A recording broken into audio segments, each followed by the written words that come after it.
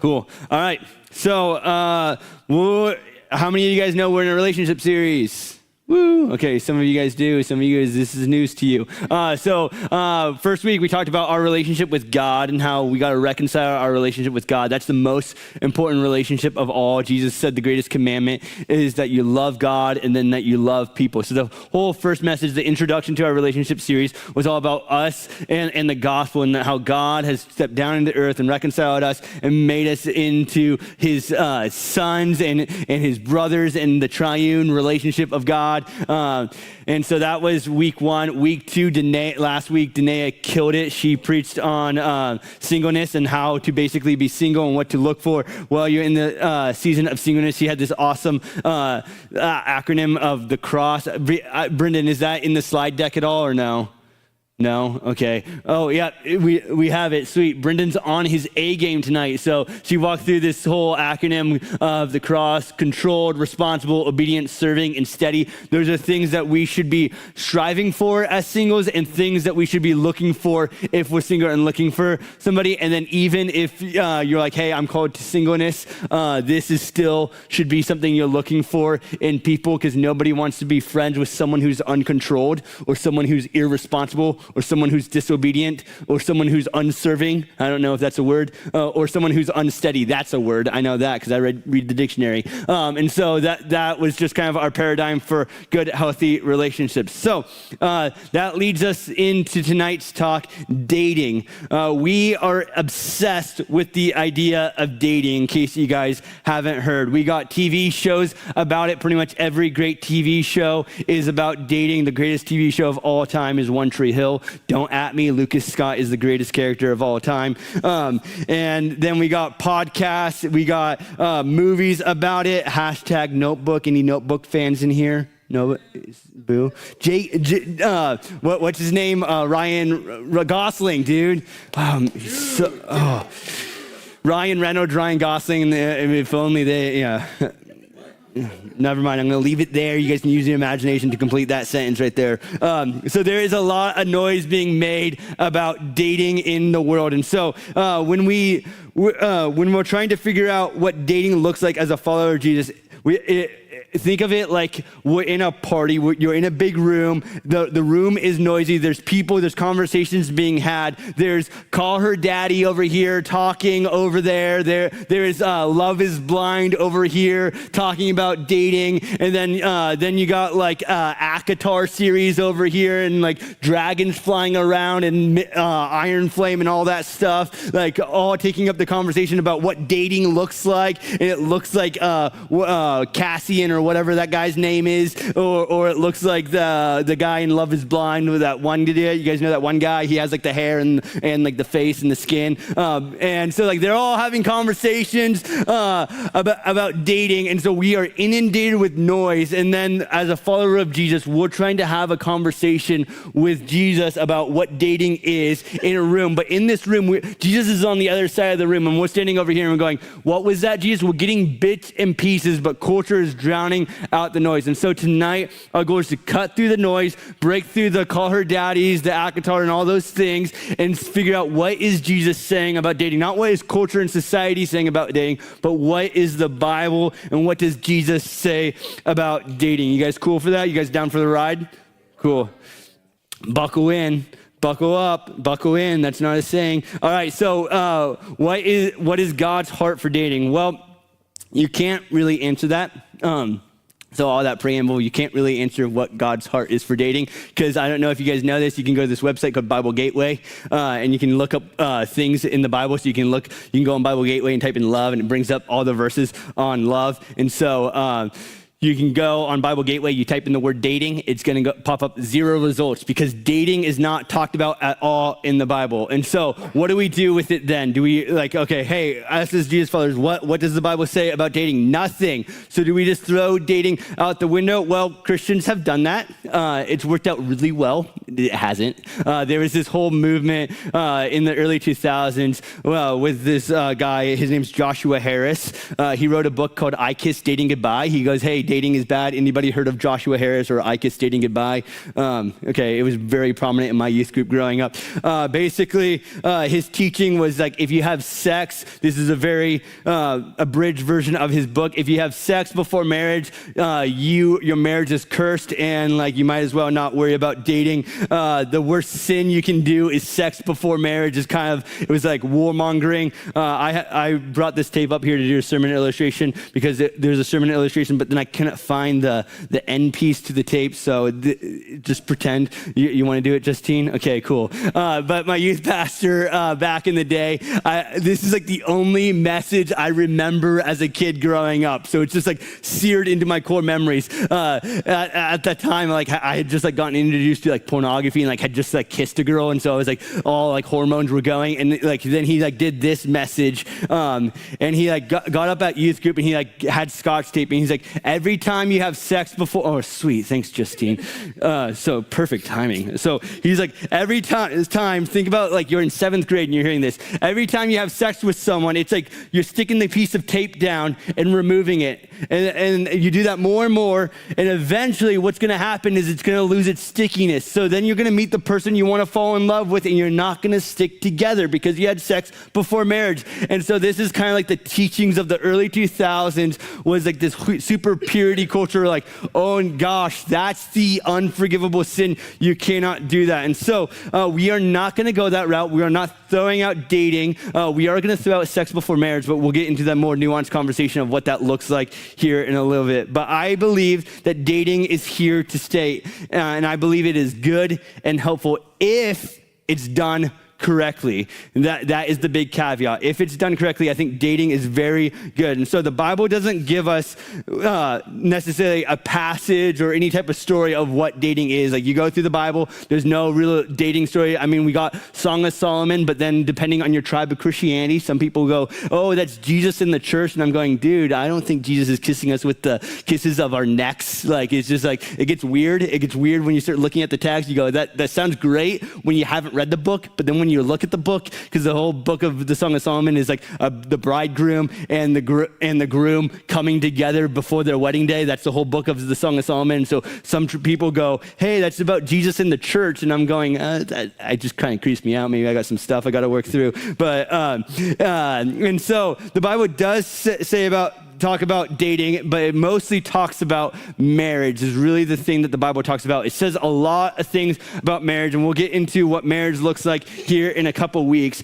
But what the Bible does give us is principles and truths to live by. And so the Bible may not speak about dating, but it says what you should look for when you're doing life with someone. It says a lot about character, and it says a lot about moral conviction as well. And so as we dive into this series and as we dive into this message, this is going to be information heavy. We're going to go a lot of places. And so we have a text number to get. So if you have any questions, feel free to text us. It's anonymous. And so covering dating, it's exhaustive. To give you guys some background, when I was preparing this message, I wrote out probably 3 messages. I'm like, man, this talk alone could be a whole series in and of itself. And so we're going to go in one area. And that one area that we're going to focus on is sex. Okay, so we're going to be talking about all things sex. And so, ready to get uncomfortable? Show of hands if you're ready to get real uncomfortable tonight. Some of you guys are very eager to get comfortable, and some of you guys are not. So, let's go over the purpose of dating. What is the purpose of dating? Why even date? The purpose of dating is to move to marriage. You're not just going to date to date. You're only going to date in the hopes of getting married. Now, that doesn't mean that when you date someone, you have to marry them. That's kind of one branch of Christianity goes, hey, you start dating someone, that means you're going to get married to them. And so what that creates is a fear of dating someone. And so dating is you're dating the person in hopes that you're moving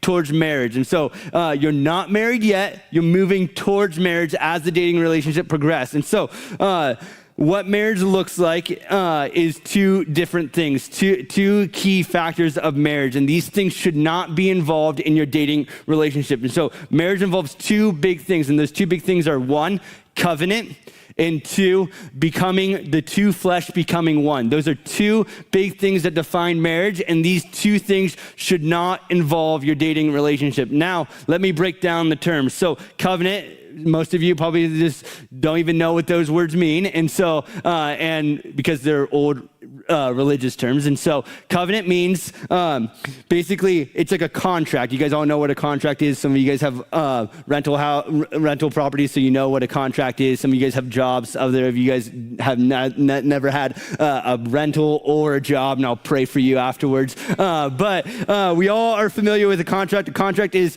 hey, if you do said A, B, and C things, I will do D, E, and F. And so that's what a contract is I have an agreement. If you do this, so like a rental agreement, if you pay me X number of dollars a month, I will permit you to live on my property. And these are the conditions and the requirements of that. And then if you violate that contract outside the state of Washington and outside the state of California, you get evicted. Inside the state of Washington, you're kind of free to do whatever you want. But that is how a contract works, meaning that if you don't hold up your end of the contract, the contract is now null and void. But in a covenant, it's completely different than a contract. In a covenant, it goes, hey, if you don't do what you're going to do, I'm still going to do what is required of me. And so in a marriage relationship, the man has his covenantal duties and the wife has her covenantal duties. And so in a dating relationship, breakup is possible, okay? So this is where it's really important of breaking down dating from marriage. Now, in a covenant, it's like you guys are bound together. What God has separated, let no man separate. You are bound together. You're supposed to fight it out. There's a law on divorce. We don't have time for that. Taylor did a fantastic message on divorce if you guys are wanting to dive into that. But covenant is you guys are bound together. And so it's very different than a dating relationship. And where relationships get really toxic is where someone in the relationship will try to impose a covenantal relationship on someone they're dating. They're like, oh, you can't break up with me. A lot of times this looks like in a very unhealthy relationship, if you break up with me, then I'm going to do said thing. And so we cannot be bringing covenantal language into our dating relationships. The other aspect of what that where relationships and dating relationships get really messy is when we start to break the two flesh. And so when you are dating, you are two individual people. And now when you get married, you become one flesh. And now obviously you still have different social security numbers and all that stuff. And it's not like in the state of, like it's not governmental thing, but spiritually you are one flesh. And so what that means is a coming together, meaning sexual intimacy is really what the one flesh relationship is getting at, is that you share everything together. So me and my wife, Mary, there's nothing hidden between us. She knows everywhere I go. I went to Target on an errand today. I'm going, hey, I'm running Target. You need anything? There's nothing hidden between us. If I try to sneak off to the golf course real quick, guess what? I get a text from my wife going, hey, what are you doing, babe? I'm going, nothing. She's like, why you go at the golf course? Because there's nothing hidden between us. I have nothing of secrecy between my wife and I, and she has nothing of secrecy between she's hiding nothing from me as well. And so where dating relationships get messy is when you start to violate that, when you start becoming the one flesh, when you start sharing in sexual intimacy and everything like that. That's where dating relationships really start to get messy. And so we need to have things in their proper place. We need to have things in their proper limits and proper boundaries. And so in America, we often embrace the idea of life without limits. How many of you guys are familiar with speed limits? Some of you guys are familiar with speed limits? Okay, well, this is a good thing I'm bringing this up. So there's this thing called speed limits. So if you're driving down the guide and it's 50 and you go 60, you have violated the speed limit and now you're gonna get pulled over. So I'm glad I could break the news to you before you leave tonight. And so in America, we do not like limits. We do not like limits. I remember being in high school and daydreaming about going to Germany because there's this thing called the Autobahn. You guys heard about it? It's like you can go like whatever speed limit you want. It's like a teenage boy's dream. Like it's like 17, you're just going, man, I would do anything to drive on the Autobahn, bro.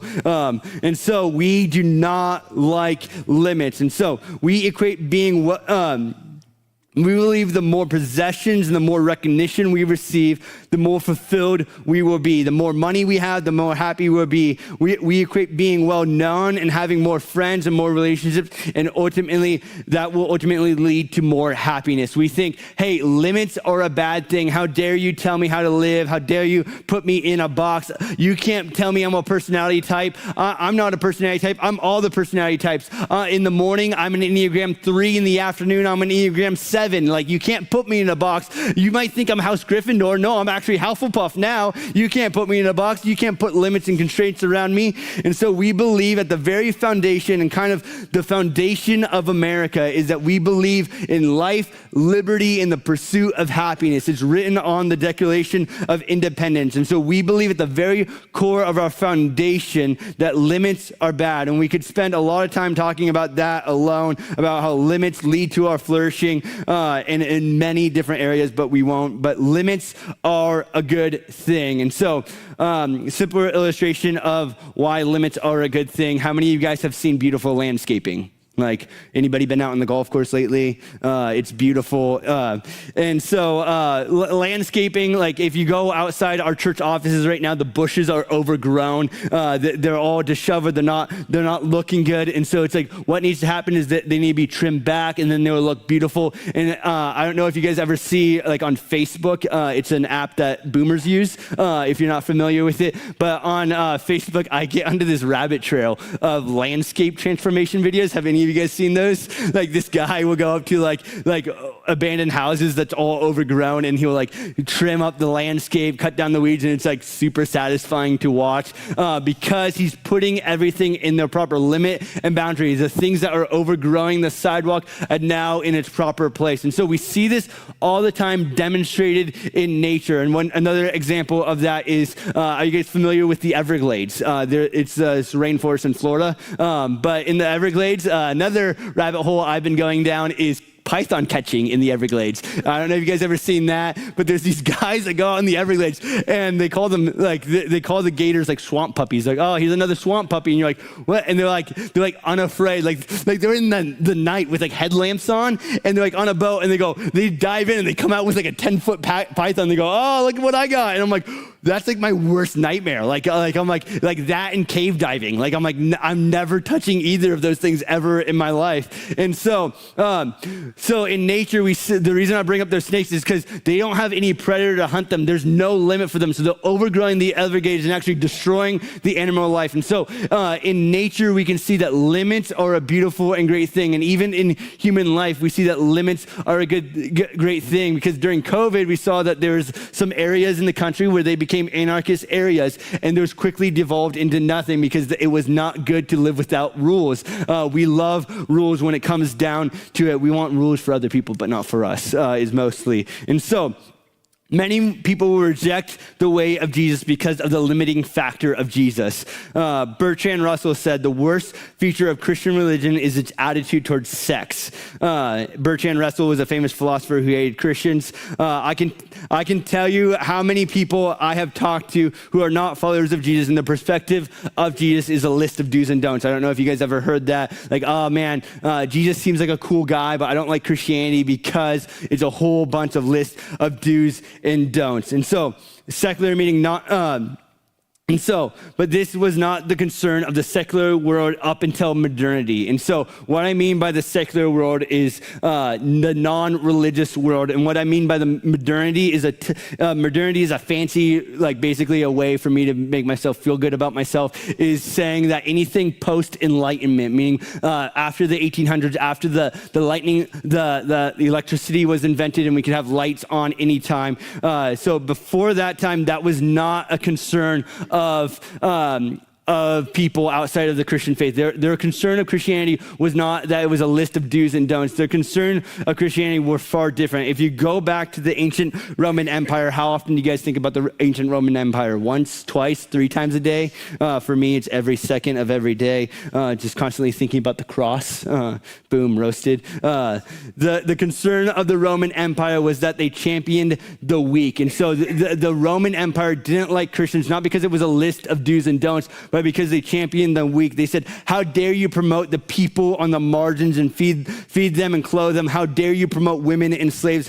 How dare you look at the little man and lift him up? And so the concern during that cultural moment was not that Christianity was a list of do's and don'ts. Now Christianity has remained the same from that time to now, but culture has changed while Christianity has stayed the same, because we serve the same God that is the same yesterday, today, and forever. So Christianity hasn't changed. The core central doctrines have remained the same since ancient time till now. And so, but what has changed is culture's critique of Christianity. And so what changed? Why did people not back then not care about the list and do's and don'ts? So if you go on TikTok or Instagram, one of the main arguments you will see about the way of Jesus, the reason why people don't like the way of Jesus is because of the fact it puts limits on you.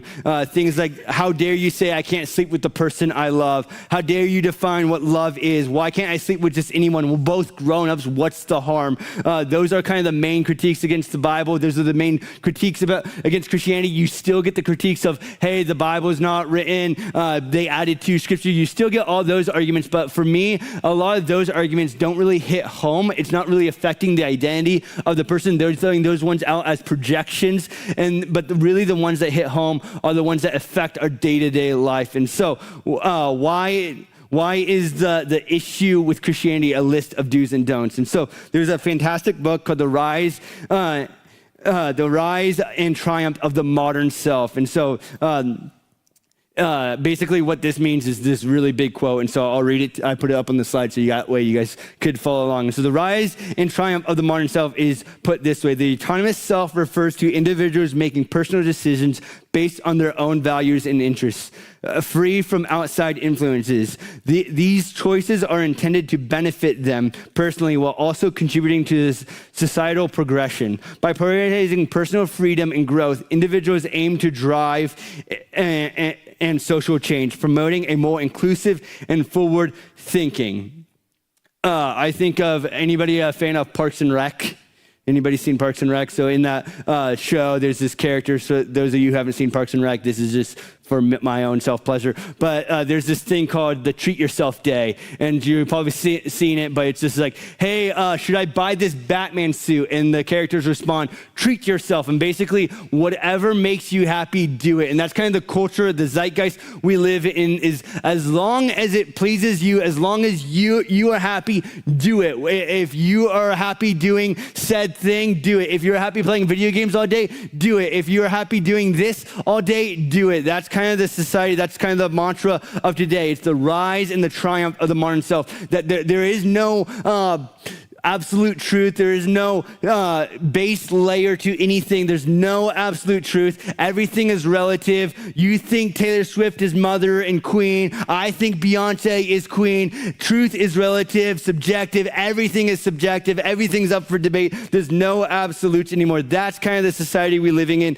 And whatever makes you happy is what goes in society. And so, where does that leave us? So, however, the thing that eats away at dating and the most is sex. And I think sex is probably the most dominant way we see this whole mantra, the rise of the modern self, eating away at dating and ultimately eating away at marriage. And so, we are going to talk about sex. There's a lot of confusion about sex. People are scared to talk about sex, especially people in my position are scared to talk about sex. You kind of got two camps when it comes to sex. You got the people who are super soft on it, who kind of dance around it and don't really make any claims about sex and don't really say anything about sex being sinful or anything like that. And then you kind of got this tribe over here who makes their whole identity of being like a shock jock, where they just say controversial, flamboyant, angry things that aren't constructive for conversation, but just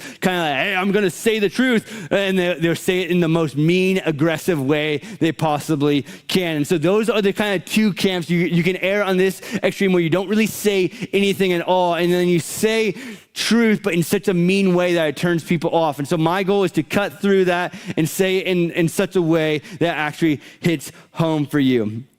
And so as we look at this, we have to, again, look at what marriage is. And so Jesus defines marriage as being between one man and one woman. In Matthew 19, verse 3-4, and a Pharisee came up to him and tested him by asking, is it lawful for one to divorce his wife for any cause? And he answered him, have you not read that he who created and formed them from the beginning made them male and female? And so the first thing that we have to get right about dating and about marriage is it's between a male and a female. It's not male and male. It's not female and female. It's male and female. And so we have to be very clear about that. And then the problem is people are too soft. They'll dance around it. They'll add a lot of nuance and a lot of jargon to it. And these people will just be super angry and flamboyant about it and try to get you offended if you're not offended or rile up people in the room. And so I want to be really clear that in a dating relationship, it is between a male and a female, because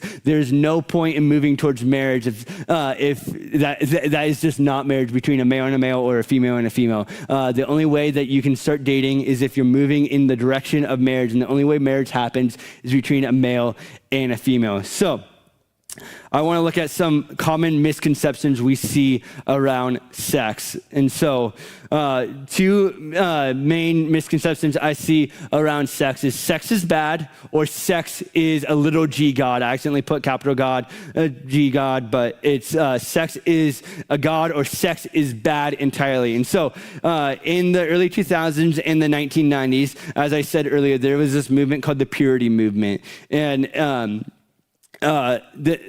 one of the things that kind of demonstrated them was the Scotch tape illustration, but one of the more famous illustrations that kind of marked this whole movement of the purity culture of sex is bad, sex is evil, there's nothing redeemable about sex is Jesus in the rose. And so what they would do at conferences a lot, it would be like purity conferences, like they would bring a bunch of young adults and high school and middle school students and pack out like arenas and stuff like that, and they would get up there and they would bring the speaker would get up and have a rose as his illustration, because every great 90s preacher had sermon illustrations. It was like, oh yeah, so your Christianity is like a water bottle. It's like, it was just illustration galore. It was like Mike Todd called, he wants his illustrations back. So they would have a rose up there on stage and be like, look at this rose, it's beautiful. Everybody loves the rose. Smell the rose, it's beautiful. Oh, you guys can't really smell it, can you? And the audience would go, no. And he's like, okay, here, I'm gonna pass this around. Everybody feel the rose, everybody smells the rose. And then what would go on in these talks, and you can go find them on YouTube.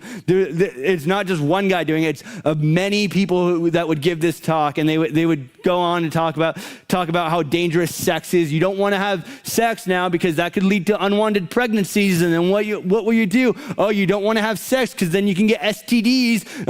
You think it's funny until you have herpes, and it was just like kind of like fear mongering, and just like kind of like it's kind of like presenting the gospel in such a way of like not looking at the beauty and the wonderful work that Jesus did to reconcile us with God. It's like, hey, you want to accept Jesus into your heart because you don't want to go to hell, right? Hell is terrible. And then if I preached about hell instead of the beauty and the greatness of God, it would be all about the negative aspects. It's all about the don'ts. Hey, you don't want to have sex now because of all these terrible things. And so it was fear mongering at its worst. And then one of my favorite pastors, his name is Matt Chandler. He has a famous clip on YouTube. You guys should go look it up, because Jesus wants the rose. He like tells his whole story of he goes to a conference, the guy's doing that whole presentation, and he brought a woman with him who was having an extramarital affair. It was like a woman that he was going to college with. Him and his buddies were trying to win her over to the gospel, and she was like having an affair, and he brought her to this thing. He's like, hey, we're going to talk about sex tonight. He's like, oh no, where's this going? The dude did the rose illustration. He's like, oh no, this is going to be horrible. How am I going to present the gospel to this lady with that horrible rendition of what sex within Christianity looks like? And so he has this fantastic line. The guy gets up at the end. Some middle school kid comes up with the rose. It's all deflowered. It's looking disgusting. And his big crescendo, his big point at the end was, Jesus, who would want this rose? And Matt Chandler, he's like, I wanted everything within me to get up there and be like, Jesus wants the rose. It's the point of the gospel, that he who knew no sin became sin. And it's like this awesome like rendition. That's my impersonation of Matt Chandler. So go watch it on YouTube. It's fantastic. But I say all that because The view of the gospel, the view of the way the purity culture got it wrong was, yes, sex outside of the confines of marriage is sin, but it's not irredeemable, meaning that the grace of God is still enough for you. But then Romans 6 comes into play. So should I go on sinning that grace may abound? By no means, because we aren't just to take the gospel lightly. We're not to take the grace of God lightly and go, man, okay, so God's grace covers my sin so I can go do whatever. No, that's not the case at all, because we should be mortified at our sins. Our sins are the things that nailed Jesus to the cross. And so if you're going, hey man, the cross makes it me able to go and sin, I wonder if you even have a proper understanding of the cross. And that's what Paul's whole point is in Romans 6. But this wasn't just a thing, this whole purity culture thing wasn't just a thing in the 90s or the 2000s. It goes way further back to some patristic church fathers. Anybody read some patristics lately? No? Patristics is just a fancy term for like first century Christians. So Clementine of Alexandria, he was born around AD 150 and lived to about 215. He said this: you can't have sex unless it's for kids. And so some people still hold to that, but that's what Clementine of Alexandria said. Origen, he lived around 185 AD to 250. He was so convinced that sex was evil, that there was no redeeming factor about sex, that he cut off his penis. And so that was his solution. And so to give you guys context for kind of where these guys were living, they were certainly after the time of Jesus. So Jesus died around the AD 33. The book of Revelation was written around AD 96. And so these guys would have been the disciples of the disciples. And so they obviously had a very weird view of sex. And so we hear that sex is bad. We hear it growing up that sex is bad. No sex, not ever. That some of the byproducts, some of the people who would have sex, but sex, like they would save themselves for marriage, and then they would get married, and then they would come together, and they were like, man, we have been sexually repressed our entire lives, and they can't really come together. So what is the biblical view on sex and everything like that? Paul's encounter with book of 1 Corinthians. Have anybody ever read the book of 1 Corinthians? It's a wild book, okay? So like, just to give you context of kind of like where 1 Corinthians and what's happening in 1 Corinthians. So Paul like starts this church, and he hears about some things happening, and they're kind of disturbing. Actually, not kind of disturbing, they're super disturbing. And so what is happening in this church is there's a dude in the church who's sleeping with his stepmom. And Paul is like, hey, and he's in church leadership. And so Paul's like, hey guys, make sure you can kick him out and don't have anything to do with him, guys. I'm just recommending that. And then there's another thing that's happening in the church that's kind of crazier. They were having orgies, but no, it's better. It's Christian orgies. They were having Christian orgies. And so Paul obviously is mortified by all of this. And so Paul writes the letter of 1 Corinthians, and there's many other issues going on in this church. There's a sin of partiality where they were making the rich people eat the communion first, and they were eating so much communion and drinking so much of the blood of Christ, the wine, that they were getting drunk. And so there's a lot of issues in the Corinthians church. But Paul does not write to them and go, hey, sex is evil, sex is bad. Instead, he writes to them and he puts sex in its proper place. And so he's like, hey, sex inside the confines of marriage is beautiful and right between one woman and one man for the rest of their lives. It's beautiful within that context. Outside of that context, it is very destructive. And so Paul writes basically 2 whole chapters about his sexual ethics from 1 Corinthians 6 to about 1 Corinthians 7, and also a little bit in 1 Corinthians 5. And so Paul gives his whole robust theology of sex. And so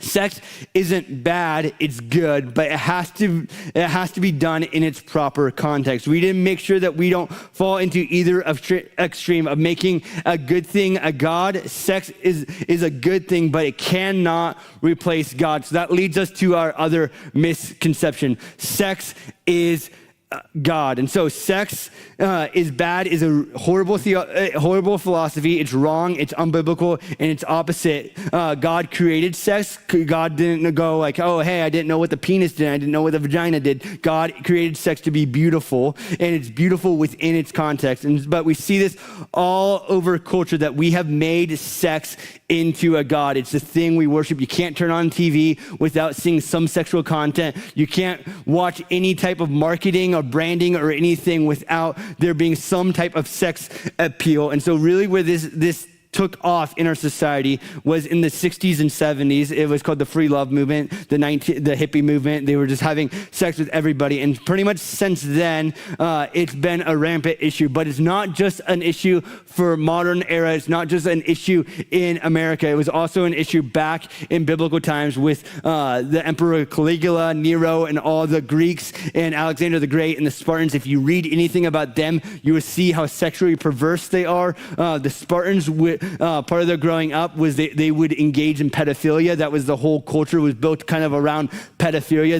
They would take boys underneath them and literally do things with them. Caligula was just more sexually depraved. Alexander the Great was known to have many lovers of many different kinds. And so this isn't just an issue in America here and now. This has existed throughout culture. And so I want to make a really clear point right here around sex. And so, and I don't want to be wishy-washy about it, and I don't want to be gray about it. Porn is sin. No ifs, ands, or buts about it. Porn is sin. And people will try to nuance it, try to say, hey, it's not. It is clearly sin, and you don't have to take my word for it, but you do have to take the words of Jesus. In Matthew 5:27, verse through 30.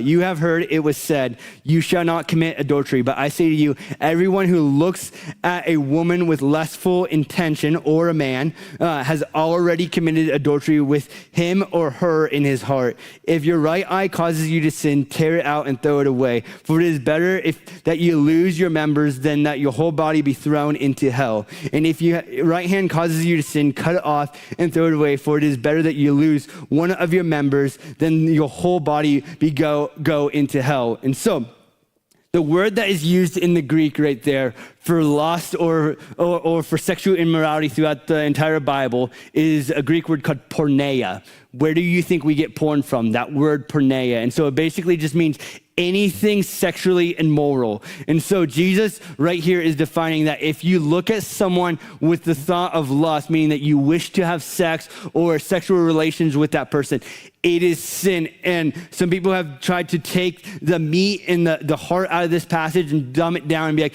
oh, Jesus is being hyperbolic. Even if Jesus is being hyperbolic in this passage right here, he's like, cut off your hand, pluck out your eye. Like, even if Jesus is being hyperbolic or sarcastic here, he's meaning great intent, meaning do whatever it takes to cut it off. Meaning that, hey, if you have a porn issue, it's not going to be that hard to get rid of your iPhone. It's not going to be that hard to get rid of Instagram. It's not going to be that hard to get rid of these things. And so the odds are that in this room, a lot of you guys are struggling with porn. And so here are some stats on porn engagement in today's society. 86% of young adult men watch it once a week. And it's not just men, the numbers are going up with women astronomically. 31% of young adult females watch porn once a week, and 25% of all internet searches are related to porn. So I would say that this is a pretty big issue in culture. And this is not going down, but it's going up. Since March 2020, porn use has gone up 24%. So it's skyrocketing. Since COVID, it is skyrocketing. I say those stats not as a person who likes to look down at porn and how dare you look at porn, but as a person who struggled with pornography. My journey with pornography really started when I was in 5th grade. This is kind of the classic story of I was over at a sleepover. Friend's older brother and friend's dad had some Playboy magazines. They're like, hey, look at this. And it quickly became a daily habit for me from basically the age of when I was in 5th grade, however old you are in 5th grade, to about the age of 20. It was a daily rhythm and a daily habit in my life. And so for me, when I was in high school, I had a lot of vices. I got just hooked on a bunch of drugs when I was in high school. I was addicted to cigarettes. I couldn't go a day without smoking cigarettes. And I was like kind of that kid at school that I would be high throughout the entire day at school. Me and my friends had this thing where we would get drunk on the first day and the last day of school. It was our tradition, good wholesome tradition right there. It shows you where my IQ was at that stage. And then it progressed. My drug use in high school went up to the point where I was addicted to OxyContin in high school, and I was on Coke for about like a month. I was actually got kind of really into Coke that I started selling Coke, which is always a great thing to do. But luckily, God, in his loving kindness towards me, I got into this nasty car accident, kind of had to go sober. And I say all that not to be like, hey, look what I used to do, but I say all that because I faced real addiction. Like it's on my medical records now that I'm not allowed to be prescribed OxyContin. So like when I went to go get my wisdom teeth taken out a couple years ago, they were like, hey, you get ibuprofen, you don't get OxyContin. I'm like, wait, what? And they're like, yeah, on your medical records says we cannot give you OxyContin. I'm like, okay, cool. Guess that makes sense. I guess if you get caught snorting it in a hospital, they frown upon that. But so I had some major vices and major things. And so for me, kind of when I was a senior in high school, that car accident was kind of like my Damascus Road, my come to Jesus moment. I was like, man, I got to turn my life around. And so I pretty much cut out everything. I quit drinking, quit partying, quit doing drugs. It was kind of hard to rip cigs in my bed with 2 broken arms and a broken ankle with my parents who were pastors. It was just, I was like, hey mom, do you mind lighting my cigarette? Wasn't going to happen. So I was like, man, it's a good time to quit all these things. And so I quit all those things. But the one thing that stayed with me through it was pornography. And now I was so, the thorns, the clutches of pornography go so deep that even my friends, when I went off to college, some of them were recovering meth addicts, and they said, man, meth was easier to quit than pornography. And so for me at that stage, I was able to quit every drug. And so at that point, I still had a porn addiction despite having 2 broken arms. So you can picture that. Like I had a porn addiction while having 2 broken arms. And so I say all that not because it's like, man, porn is easy, and not to look down on people who are struggling with porn, but I get the addiction. I understand it. It's not something I've been like totally delivered from. It's something I have to fight day after day, and through the grace of God and through the Holy Spirit, I'm able to have victory, but it's a day by day fight. And some of you will get that testimony where you just get radically delivered from it. You'll get prayed over and you will never have that temptation again. But for a lot of you, you will recognize pornography as a sin, and you will fight it and fight it and fight it and have to fight that sin, because sin is crouching at a door and he is seeking who that way he may devour. And so some of you will have to fight sin. And so 1 Corinthians says this, 1 Corinthians 6:18, flee from sexual immorality. Every other sin a person commits is outside the body, but the sexual immoral person sins against his own body. And now there's a lot of debate in scholarship of what Paul is getting at, and everybody has a different interpretation of what sin against his own body means. But what every scholar can agree upon is that sexual sin, sexual perversion, pornography has a special hold on someone, meaning that it's a very hard addiction, very hard sin to get over. Frederick Buechner, one of my favorite scholars, he has this great quote. He says, lust is craving for salt, but one is dying of thirst. So think you're dying of thirst and you just keep consuming salt. Think anybody ever tried the Saltine Challenge? You guys ever heard of that? Nobody? So Saltine Challenge is the record of saltines in a minute is like something like 6 saltines in a minute. And so it's like, oh dude, I could totally eat 6 saltines in a minute. But what happens is your mouth dries out and then it's like you can't drink. And the catch is you can't drink water during that minute. And so for a lot of us, our addiction to pornography, it's because we're lonely. It's because we seek companionship, or we're horny, or whatever our vice is. And so we turn to it thinking that it's going to cure cure us of our thirst, but really what it does is it just makes us thirstier, it makes us more lonely, and makes us realize where we are really at. Worship team, you guys can come on up. But really where pornography really has its hold on us is not just in porn. It's not just, we don't just look at porn. We don't just engage in sexual behavior because we want to. Most of the time, sexual addiction does not have its root in just horniness. It has its root in something much deeper. Tim Keller says it has its holds in deeper idols. And so we like to think of the iPhone as an idol and things like that. But these deeper idols kind of encompass everything. And so the deeper idols are things like power, approval, and comfort and control.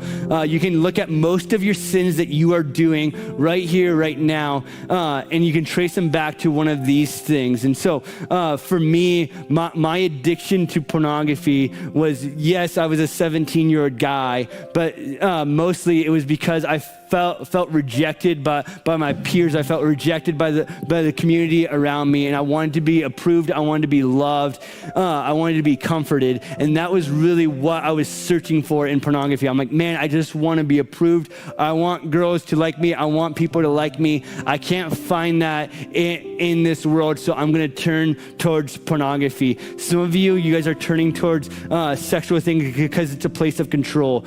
This plays itself a lot out in relationships that, and even in marriages, that people will use sex as a way to control their spouse or their partner, and they'll use it as a place so that way they can control them and manipulate them into behaving. Or some of you guys will look at porn because you need to feel a sense of control because your life is so chaotic and it's the only thing that you can control. You can control what kind you look at. You can control when and where you do it. And for some of you, it's just simply uncomfort. And so if this is you, if you're struggling with sexual sin of any kind, I really encourage you to go through this journey of figuring out what is the root cause of this sin. So every sin is like a weed, and you have to dig it out. And what happens most of the time is in settings like this, we'll cut off the top of the weeds. We'll cut off the leaves. This happens at like youth camps or retreats and stuff, and we'll think that sin is gone. And then what happens is time goes on, and that weed comes back stronger than ever because we never got rid of the roots.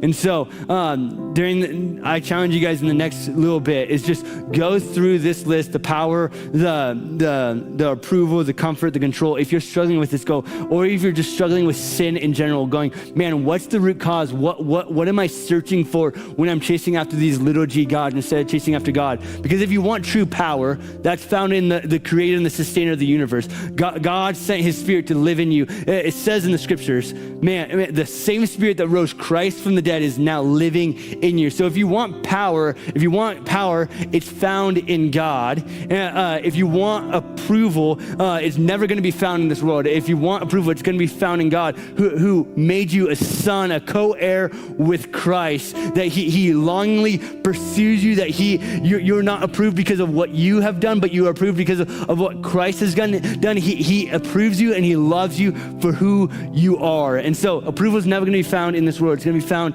in God.